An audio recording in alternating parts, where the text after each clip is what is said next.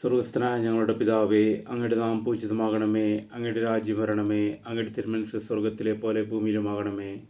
അന്ന് വേണ്ടുന്ന ആഹാരം ഇന്ന് ഞങ്ങൾക്ക് തരണമേ. ഞങ്ങളോട് തെറ്റ് ചെയ്യുന്നവരോട് ഞങ്ങൾ ക്ഷമിക്കുന്നത് പോലെ ഞങ്ങളുടെ തെറ്റുകൾ ഞങ്ങളോട് ക്ഷമിക്കണമേ.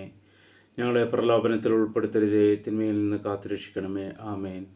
അബ്രാഹത്തിൻ്റെയും ഇസഹാക്കിൻ്റെയും യാക്കോബിൻ്റെയും ദൈവമേ, സൈന്യങ്ങളുടെ കർത്താവേ, സർവ്വ സൈന്യാധിപനെ, ഇസ്രായേലിൻ്റെ പരിശുദ്ധ, വഴിയും സത്യവും ജീവനുമായ യേശുക്രിസ്തുവേ, ആദ്യനും അന്ത്യനുമായവനെ, പ്രപഞ്ചവും അതിലുള്ള സമസ്തവും സൃഷ്ടിച്ചവനും സ്വർഗത്തിൻ്റെയും ഭൂമിയുടെയും കർത്താവുമായ യേശു കർത്താവേ, അങ്ങ് മാത്രം പരിശുദ്ധൻ, അങ്ങ് മാത്രം കർത്താവ്, അങ്ങ് മാത്രം അത്യുന്നതൻ. യേശു കർത്താവേ, അങ്ങയുടെ വചനത്താലാണല്ലോ ഈ ഭൂമിയും അതിലുള്ള സമസ്തവും സൃഷ്ടിക്കപ്പെട്ടതും ഇന്നും പരിപാലിക്കപ്പെടുന്നതും. യേശുവേ, അങ്ങയുടെ വചനം വായിക്കുവാനും അത് ഗ്രഹിക്കുവാനുമുള്ള കൃപാവരം വായിക്കുന്ന എനിക്കും കേൾക്കുന്ന സകല വ്യക്തികൾക്കും ലഭിക്കുമാറാകട്ടെ. യേശുവേ നന്ദി, യേശുവേ സ്തുതി, യേശുവേ ആരാധന. റോമാക്കാർക്ക് എഴുതിയ ലേഖനം 14-ാം അധ്യായം. വിശ്വാസത്തിൽ ഉറപ്പില്ലാത്തവനെ സ്വീകരിക്കുവിൻ. അത് അഭിപ്രായ വ്യത്യാസങ്ങളെക്കുറിച്ച് തർക്കിക്കാനാകരുത്. ഒരുവൻ തനിക്ക് എന്ത് ഭക്ഷിക്കാമെന്ന് വിശ്വസിക്കുന്നു.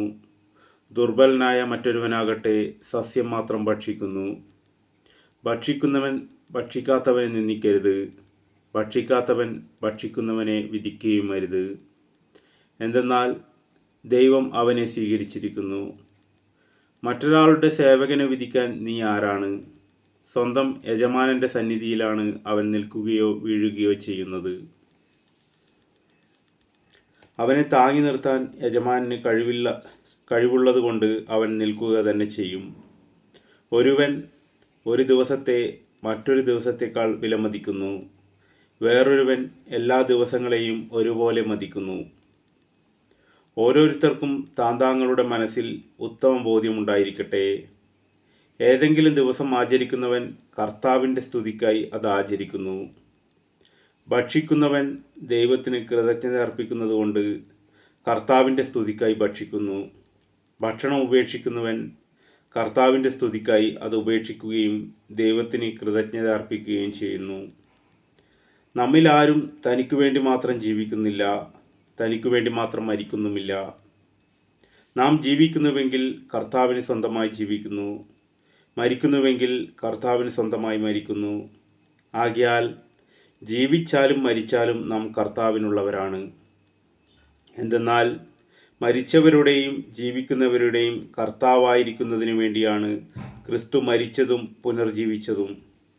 നീ എന്തിന് നിന്റെ സഹോദരനെ വിധിക്കുന്നു? അഥവാ നീ എന്തിനാണു നിന്റെ സഹോദരനെ നിന്ദിക്കുന്നു? നാം എല്ലാവരും ദൈവത്തിൻ്റെ ന്യായാസനത്തിന് മുമ്പാകെ നിൽക്കേണ്ടവരാണല്ലോ. ഇപ്രകാരം എഴുതപ്പെട്ടിരിക്കുന്നു: എല്ലാ മുട്ടുകളും എൻ്റെ മുമ്പിൽ മടങ്ങും, എല്ലാ നാവുകളും ദൈവത്തെ പുകഴ്ത്തുകയും ചെയ്യും എന്ന് കർത്താവ് ശബ്ദപൂർവം അരുളി ചെയ്യുന്നു. ആകയാൽ നാം ഓരോരുത്തരും ദൈവത്തിൻ്റെ മുമ്പിൽ കണക്ക് ബോധിപ്പിക്കേണ്ടി വരും. തന്മൂലം മേലിൽ നമുക്ക് പരസ്പരം വിധിക്കാതിരിക്കാം. സഹോദരൻ ഒരിക്കലും മാർഗതടസ്സമോ ഇടർച്ചയോ സൃഷ്ടിക്കുകയില്ല എന്ന് നിങ്ങൾ പ്രതിജ്ഞ ചെയ്യുവിൻ. സ്വതേ അശുദ്ധമായി ഒന്നുമില്ലെന്ന് കർത്താവായ യേശുവിലുള്ള വിശ്വാസം വഴി ഞാൻ അറിയുകയും എനിക്ക് ബോധ്യപ്പെടുകയും ചെയ്തിരിക്കുന്നു. എന്നാൽ ഒരു വസ്തു അശുദ്ധമാണെന്ന് കരുതവന് അത് അശുദ്ധമായിരിക്കും. ഭക്ഷണ നിമിത്തം നിന്റെ സഹോദരൻ്റെ മനസ്സ് വിഷമിക്കുന്നെങ്കിൽ നിന്റെ പെരുമാറ്റം സ്നേഹത്തിന് ചേർന്നതല്ല. ക്രിസ്തു ആർക്കു വേണ്ടി മരിച്ചുവോ അവനെ നിന്റെ ഭക്ഷണം കൊണ്ട് നശിപ്പിക്കരുത്.